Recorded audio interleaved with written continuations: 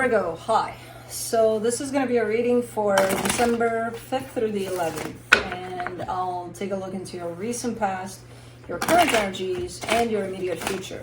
And then I'll close it off with a couple of cards from the universe for you.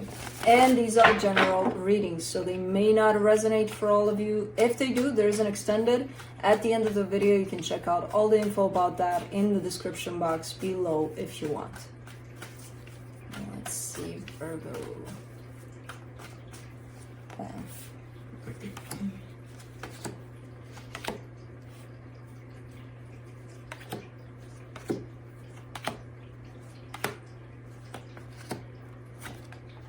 The overall energy for the reading, stubbornness.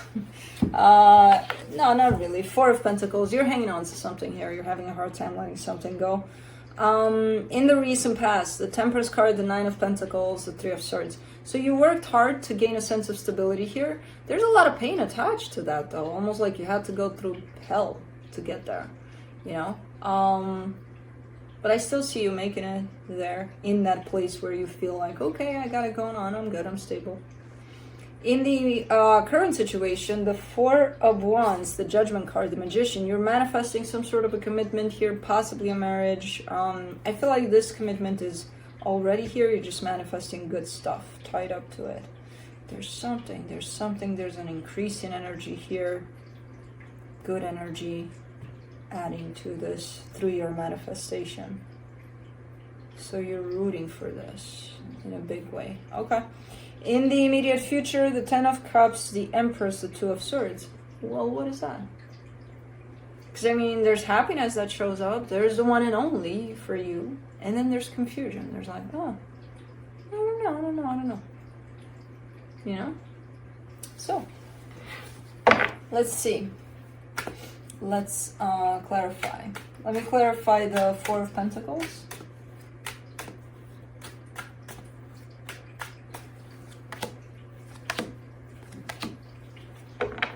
Queen of Swords, the Seven of Swords, the Six of Swords. Something that it's hard for you to let go of, but you're still doing it. Taking your sweet time with it, though. It's one of those things where it's like, I know I have to let go of this. I know I have to let go of this, and I'll do it. I don't know when, I don't know how. But, you know, not right now. I'm not gonna. But you are, one step at a time. Kind of an energy there in this.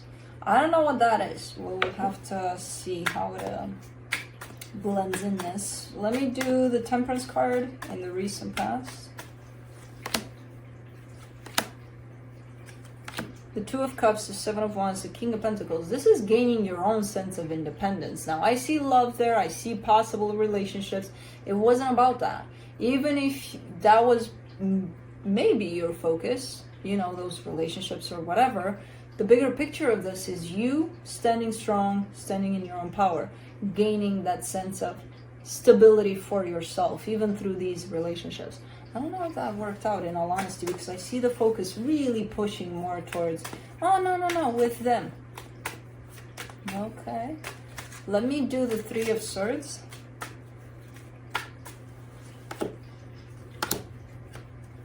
Ace of Pentacles, Ten of Wands, Two of Pentacles. Yeah. So it almost describes here a sense of codependency rather than independency. The goal wasn't that, though.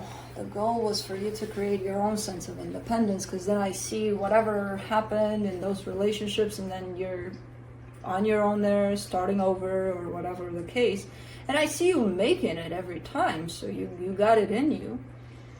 But it's very, very hard, because it's like every time you're being left out of something, it's like, now what? If you had your own sense of independence through that, you would at least have a little bit of a reference point. You know, you wouldn't stay stuck in a question of now what.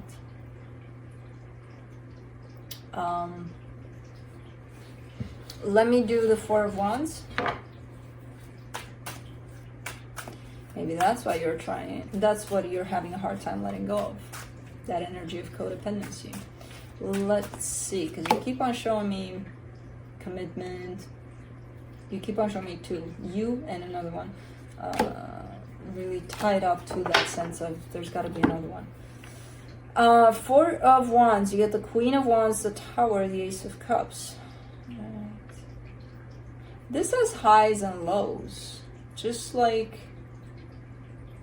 whatever this is. Lots of attraction here, lots of good times, lots of love, but it does have highs and lows.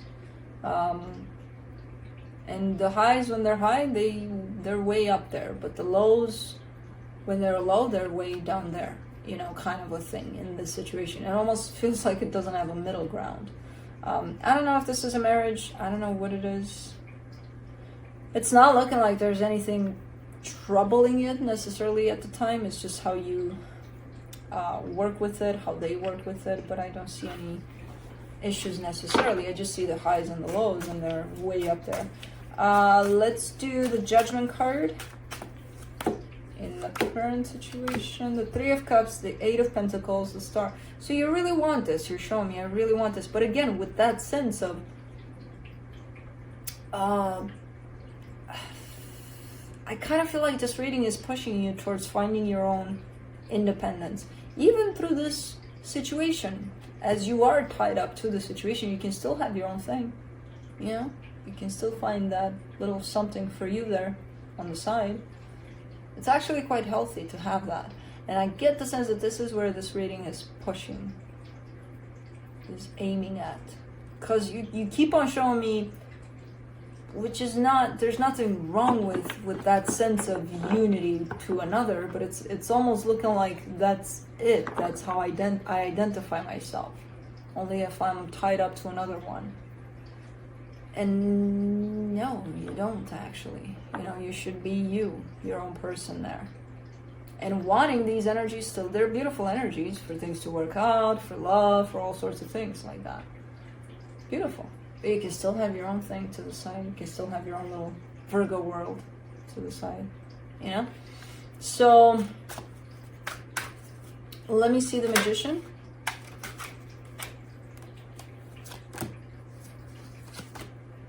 The Ace of Wands, the Judgment, the Six of Pentacles. Yeah, harmony, love, equal give and take. Beautiful things. You're bringing to the table some great energies here. You know? Take 5% of that and give it to you only. See what happens. 5%. It can run on to 95 here, this whole situation. Let me see the Ten of Cups in the immediate future. Seven of Pentacles, King of Swords, the Hierophant. Yeah, still in that direction of the commitment, the commitment part of it. Still there, still working on it. And again, great energies. I don't see any sucky energies or any negative energies coming from you when it comes to this situation. All you're pointing towards this is positive. You know, a sense of working out, a sense of love, a sense of passion, a sense of every little aspect possible covered here in the energies you're sending in the way of this commitment. Let's do the Empress. The World card, the Knight of Pentacles, the Ten of Swords. You do have a fear attached to this. That slowly but surely it's going to come to an end. And not from you, not that you would end this, from the other side.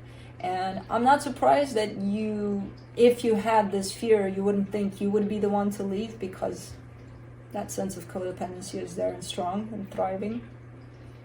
So it's kind of like, yeah, whatever happens, I'm going to be here tied up to this other energy. Let me do the Two of Swords, because I'm getting a sense that, you know, once you're showing me this fear that things might come to an end, you're getting back to now what, you know? And you're getting back to now what before this ends, this time around. And I'm getting the sense that it's because of that, to find your own sense of independence, to start finding it.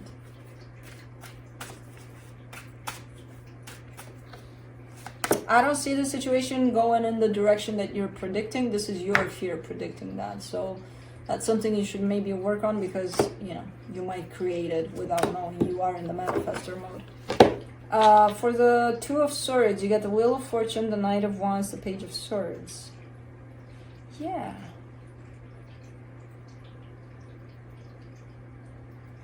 It almost feels like every time something, because as I said, I see you most of the times with another energy attached to you here, most of the times. And then when you detach from that energy, or when that energy detaches from you, you find yourself here all by yourself. It's like looking left and right. There's, oh my God, there's nobody around, you know? And then you fall into the now what place. And every time you're also showing me that you get up back on your feet quite, you know, chop, as if, oh, I found myself again. So that sense of finding yourself and claiming your independence, it lasts for a little bit for you, because the next thing you do is probably find another energy to attach to. There's a sense of codependency here, and that sense of independence that for some reason this reading is leaning towards, could last, I don't know, 5 minutes for you in between these codependent spaces. You know, jumping from one to another. It's like, oh, okay, I got my shit together, everything's fine. Just enough to go to the next codependent situation. You're not doing it on purpose. It's almost looking like a pattern that you're not even necessarily recognizing. You would probably find this normal, if anything. You know, you're not seeing it as, oh my God, it's a problem. We have a problem. And it might not be a problem, but it might actually be helpful to have that sense of independence for a little while longer than 5 minutes here and there, you know? Let's see what the universe has.